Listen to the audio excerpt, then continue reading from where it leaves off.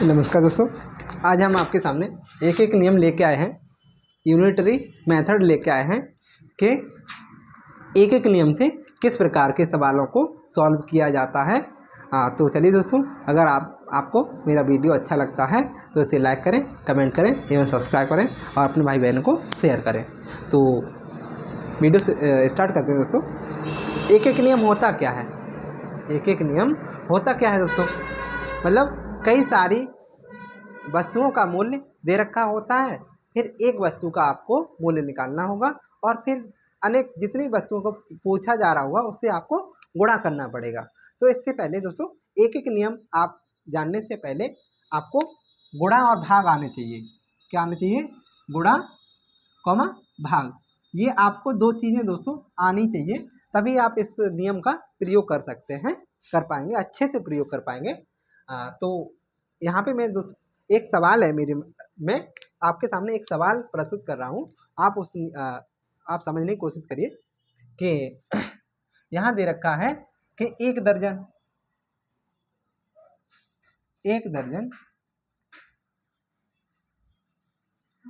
केलों का मूल्य, एक दर्जन केलों का मूल्य 60 रुपये है। यहाँ 60 रुपये है। तो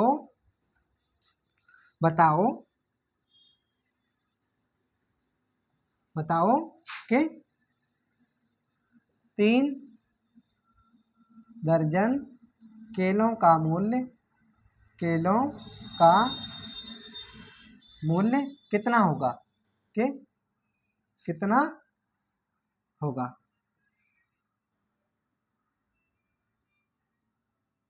ये आपसे दोस्तों पूछा जा रहा है। यहाँ पे एक दर्जन केले का मूल्य आपको दे रखा है 60 रुपये। आप जानते हैं एक दर्जन जो होता है मेरे पास में एक दर्जन जो होता है 12 किलो के बराबर होता है। एक दर्जन जो होता है, एक दर्जन में 12 किलो होते हैं, है ना? तो आप क्या लिखेंगे यहाँ पे कि एक दर्जन, या कह सकते हैं 12 किलो का मूल्य, या कह सकते हैं दोस्तों इसका आंसर है दोस्तों कि 12 किलो का मूल्य, 12 किलो का मूल्य आपको 60 रुपये दे रखा है ना? 60 रुपये दे रखा है। तो एक केले का पहले, अब एक एक नियम का यूज कर रहे हैं हम। 12 किलो का मूल्य इतना दे रखा है, 60 रुपये है, तो एक केले का मूल्य निकाल लो। यहाँ से यहाँ पक्षांतर रूल दोस्तों समझ लीजिए। ये पक्षांतर रूल क्या होता है?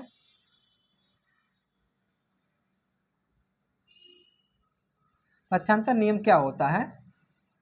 यहाँ पे अगर इधर एक साइड से प्लस दे रखा है तो हम दूसरी साइड से भेजेंगे तो माइनस का हो जाएगा। ये लाइन या बराबर, इस पे दोस्तों बराबर का प्रयोग किया जाता है। हम यहाँ थोड़े समझाने की कोशिश कर रहे हैं कि ये इधर कोई संख्या बैठी है, ये मान लीजिए मेरे पास में ये नदी बह रही है, यहाँ पे नदी बह रही है मेरे पास में यहाँ पे प्लस रुपए थे, तो यहाँ पे दूसरी साइड से मैं जाऊँगा तो माइनस के हो जाएंगे, है ना? अगर मेरे पास में माइनस रुपए हैं तो मैं इधर जाऊँगा तो प्लस के हो जाएंगे, ठीक है? अगर मेरे पास में इधर गुणा में कोई निशान है, गुणा में रुपए हैं, तो इधर भाग में चले जाएंगे, है ना? और यहाँ पे अगर कोई भाग में है तो इधर नदी के इस तरफ जाऊँगा मैं तो क्या हो जाएंगे? गुणा में हो जाएंगे। अगर इसे अपने गणित की भाषा में अगर प्रयोग किया जाए, मतलब समझाया जाए, तो कैसे समझेंगे? यहाँ पे अगर कोई प्लस का है, अगर बराबर के इस दूसरी तरफ भेजना होता है तो माइनस का हो जाता है, अगर माइनस का दे रखा है तो प्लस का हो जाएगा, अगर गुणा का दे रखा है तो किसका हो जाएगा? भाग का हो जाएगा, अगर भाग का दे रखा है तो गुणा में हो जाएगा। ये पक्षांतर का नियम है। यहाँ पे दोस्तों ये गुणा में दे रखा है तो गुणा का क्या हो जाता है? गुणा का भाग हो जाएगा। यहाँ पे मैं एक केले का मूल्य निकालता हूँ। 12 केले दे रखे थे ना, मैं एक केला अपने पास रखूंगा और उधर पक्षांतर कर दूंगा, ठीक है? एक केले का मूल्य ये बराबर है, ये बराबर का निशान लगा था ना, हम नदी के तरफ जा रहे, माइनस का हो जा रहा था, तो यहाँ पे ये 60, ये 12 गुणा में है, गुणा का दूसरे साथ से पक्षांतर करते हैं तो क्या हो जाता है, भाग हो जाता है ना। तो एक केले का मूल्य निकाल लो, 12 से काट दो 60, 12 पंजे 60, ये एक केले का मूल्य कितना आ गया, 5 रुपये आ गया। हमसे पूछा जा रहा है दोस्तों 3 दर्जन। हम अभी बताए हैं आपको कि एक दर्जन जो होता है, एक दर्जन जो होता है 12 केले के बराबर होता है। 12 केले, एक दर्जन केले जो होते हैं 12 केले के बराबर होंगे, केलों के बराबर होंगे, है ना, 12 केलों के बराबर हो जाएंगे। तो यहाँ पे 3 दर्जन पूछा जा रहा है दोस्तों, कितना, 3 दर्जन पूछा जा रहा है। तो 3 दर्जन में 3 गुणा 12, है ना, 3 गुणा 12, 12, 3 गुणा 12 यह 36। तो 36 किलो का मूल्य पूछा जा रहा है दोस्तों, कितने किलो का, यहाँ पे आपसे पूछ रहे हैं 3 दर्जन, 3 दर्जन किलो का मूल्य, 3 दर्जन किलो का मूल्य, मतलब एक केले का मूल्य 5 रुपये था, तो 3 दर्जन कितना हो जाएगा, यहाँ पे 3 दर्जन, 3 दर्जन को हम क्या कर लिखे, 3 गुणा 12, है ना, 3 गुणा 12, 12 36। तो क्या पूछा जा रहा है, 36 केलों का मूल्य, 36 यहाँ पे केले हो जाएंगे फिर, तो क्या हो जाएगा 36 किलो का मूल्य। तो एक केले का मूल्य 5 रुपये था, तो 36 किलो का मूल्य कितना हो जाएगा, 5 गुणा 36, तो लिख दीजिए 5 36, 5 15 और 3 18, तो 36 किलो का मूल्य कितना हो जाएगा, 180 रुपये दोस्तों, कितना हो जाएगा, 180 रुपये हो जाएगा आपका। तो इस प्रकार से ये सवाल एक एक नियम का प्रयोग किया जाता है। मेरे पास में दोस्तों ये 5th क्लास की गणित ज्ञान पुस्तक है, इसमें यूनिट नंबर आपकी दे रखी है दोस्तों, 11 है ये। इस पाठ के अभ्यास के हम सारे प्रश्नों को सॉल्व करेंगे। तो आप दोस्तों ये समझ गए होंगे, आप नोट कर सकते हैं इस सवाल को और अपने आप प्रयोग कर सकते हैं।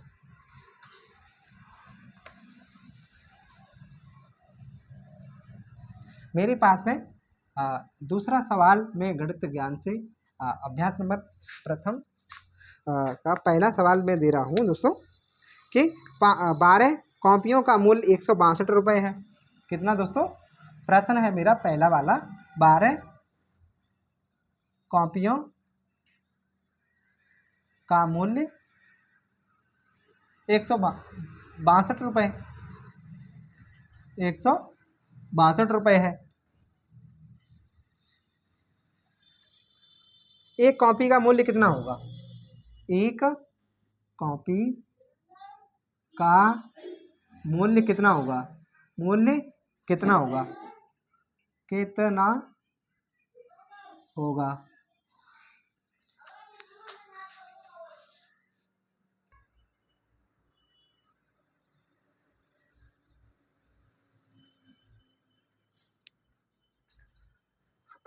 तो चलिए दोस्तों इसे सॉल्व करते हैं। तो देख क्या दे रखा है दोस्तों, 12 कॉपियों का मूल्य 162 रुपये दे रखा है, 12 कॉपियों का मूल्य कितना दे रखा है, 162 रुपये, 162 रुपये है ना। अब मुझे एक कॉपी का निकाल लेना है दोस्तों। मैं क्या करूँगा, पहले गुणा में दे रखा है, गुणा को किसमें पक्षांतर करते हैं, गुणा को भाग में कर देते हैं। तो एक कॉपी का मूल्य यहाँ से निकाल लीजिए, एक कॉपी का मूल्य, एक कॉपी का मूल्य कितना हो जाएगा, 162 बट्टे ये गुणा का भाग में चला जाएगा, कितना आ जाएगा 12, है ना। अब भाग करके एक कॉपी का मूल्य निकाल लीजिए, तो 12 एकन 12 कितना हो जाएगा, यहाँ से 42 हो जाएगा, 12 36, 12 चौक 48, 12 36, 12 36 और 12 पंजे 60। तो एक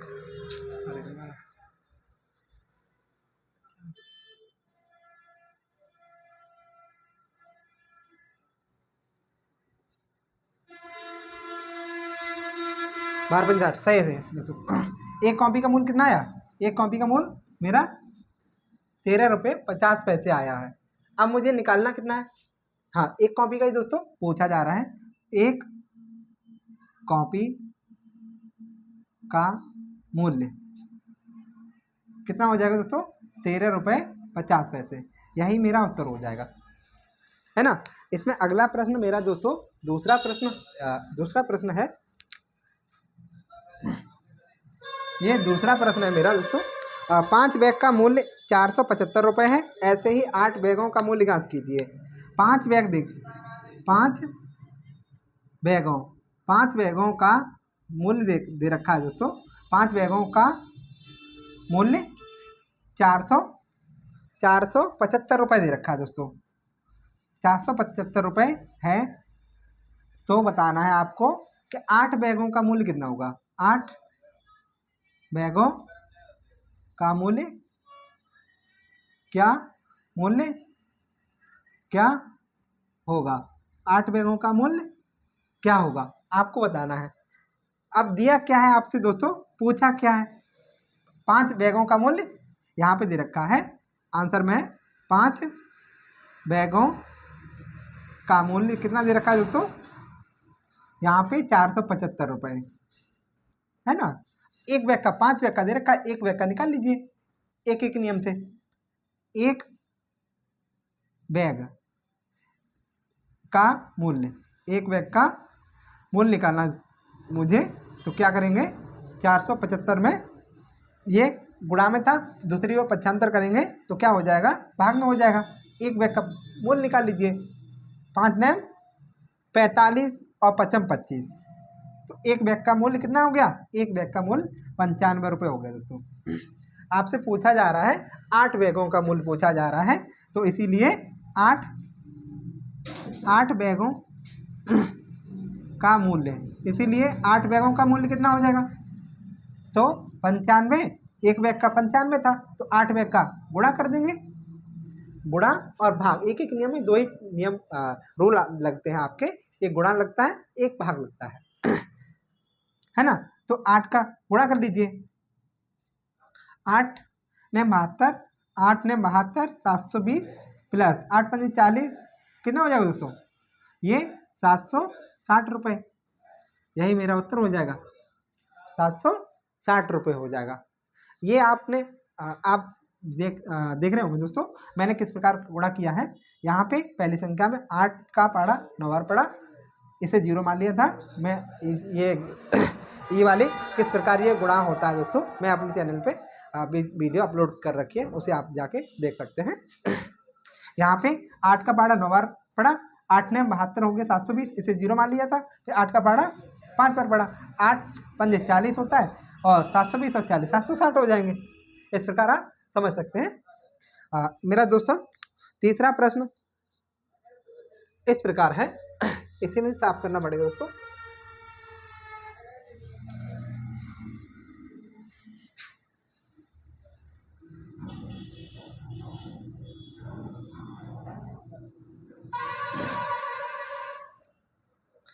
तीसरा प्रश्न है दोस्तों, एक रेलगाड़ी, क्या दे रखा है, एक रेलगाड़ी 300 किलोमीटर की दूरी 6 घंटे में तय करती है। तीसरा प्रश्न मेरा इसमें है दोस्तों, एक रेलगाड़ी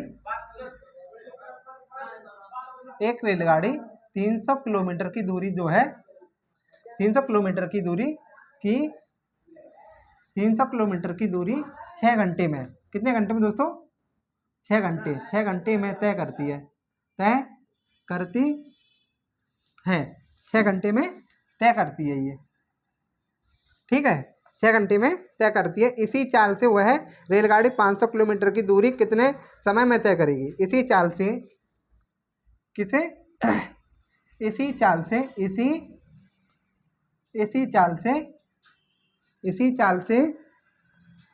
वह रेलगाड़ी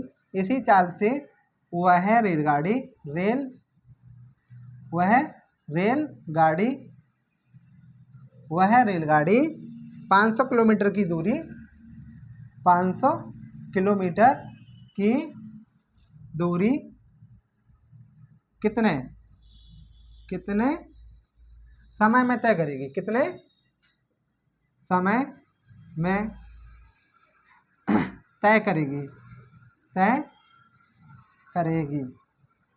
ये दोस्तों आपका प्रश्न है, मैं इसे सॉल्व कर रहा हूँ कि किस प्रकार से होगा। आपने दोस्तों एक सूत्र पढ़ा होगा कि चाल बराबर दूरी बट्टे समय। इस प्रश्न को हल करने के लिए हमें उस सूत्र की आवश्यकता होगी। तो मैं यहाँ पे दोस्तों लिख देता हूँ, चाल बराबर क्या होता है, चाल बराबर दूरी बट्टे समय होता है। क्या होता है, दूरी बट्टे समय। अब मुझे समय निकालना है तो कैसे करूँगा, समय बराबर दूरी बट्टे चाल। ये चाल इसकी जगह आ जाएगी, ये यहाँ आ जाएगा, है ना, दूरी बट्टे चाल। अगर मुझे दूरी निकालनी है दोस्तों तो दूरी या इसी सूत्र से हम तीन चीज़ें निकाल सकते हैं, चाल बराबर दूरी बट्टे समय, समय बराबर दूरी बट्टे चाल, और दूरी बराबर क्या होता है, चाल गुणा समय, चाल गुणा समय। ये तीनों प्रश्न सूत्र हैं दोस्तों, ये आपको याद होने चाहिए कि चाल कैसे निकालते हैं, समय किस प्रकार निकालते हैं और दूरी किस प्रकार निकालते हैं, ये आपके सूत्र हैं। तो मैं यहाँ पे क्या दे रखा है दोस्तों, एक रेलगाड़ी 300 किलोमीटर की दूरी, डिस्टेंस कितना दे रखा है, दूरी कितनी दे रखी है, यहाँ पे दिया है दोस्तों। आप इसमें दिया क्या है, पूछा क्या है, ये आप समझ जाएंगे तो सवाल को अच्छे से हल कर पाएंगे तुरंत। तो दिया है दूरी कितनी दे रखी है दोस्तों, दूरी 300 किलोमीटर की है।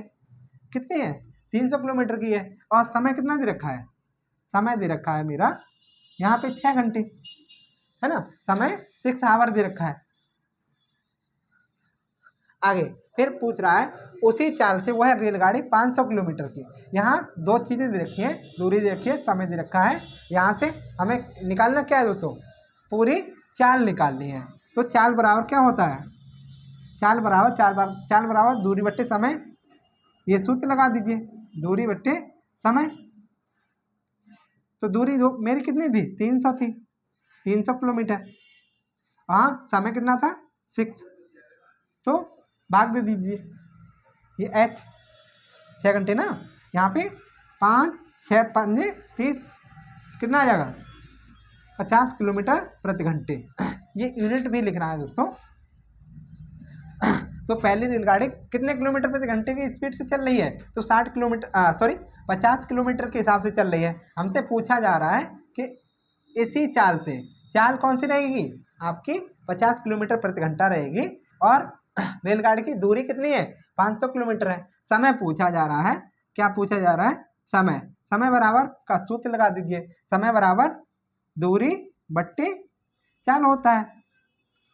दूरी मेरी कौन सी है, अब ये वाली दूरी काउंट की जाएगी दोस्तों, 500 किलोमीटर और बट्टे चाल। चाल मैंने निकाली थी, यहाँ चाल नहीं दे रखी थी ऊपर, यहाँ मैंने निकाली है, कितनी है, 50 kilometre, 50 kilometre per hour. Kilometre से किलोमीटर कैंसिल हो गया, 50 से 0 कैंसिल कर दीजिए, 5 से 5, तो कितना हो जाएगा, 10 घंटे। कितना, जो 500 किलोमीटर की दूरी जो चलेगी दोस्तों, वो कितनी चलेगी, आपको 10 घंटे, 500 किलोमीटर की दूरी चलने के लिए आपको 10 घंटे लगेगा समय। तो अगला सवाल दोस्तों इसी में है, चौथा प्रश्न है दोस्तों। इसे आप वीडियो पॉज करके लिख सकते हैं और समझ सकते हैं दोस्तों। तो मैं इसे इरेज कर रहा हूँ।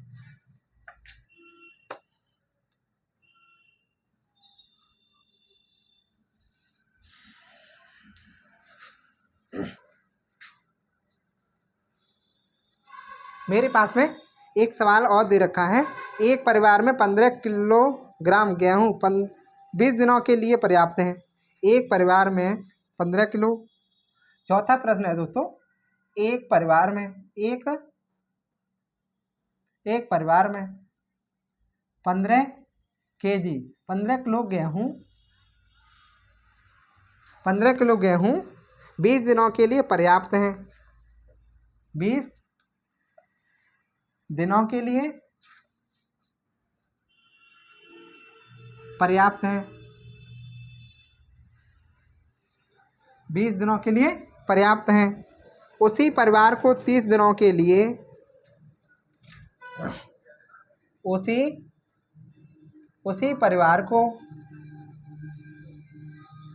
30 दिनों 30 दिनों के लिए 30 दिनों के लिए कितने किलोग्राम गेहूं की आवश्यकता पड़ेगी? कितने किलोग्राम गेहूं की आवश्यकता पड़ेगी? गेहूं की आवश्यकता पड़ेगी या होगी? दोस्तों मैं होगी लिख देता हूँ, होगी। ये क्वेश्चन मार्क। आगे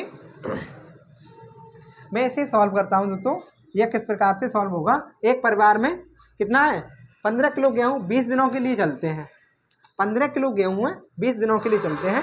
तो मैं ये भी तो कह सकता हूँ 20 दिनों में 15 किलो गेहूँ खर्च होता है मेरा। 20 दिनों में 15 किलो गेहूँ खर्च होता है। मैं ये भी कह सकता हूँ दोस्तों, तो 20 दिनों में 15 केजी 15 किलोग्राम गेहूं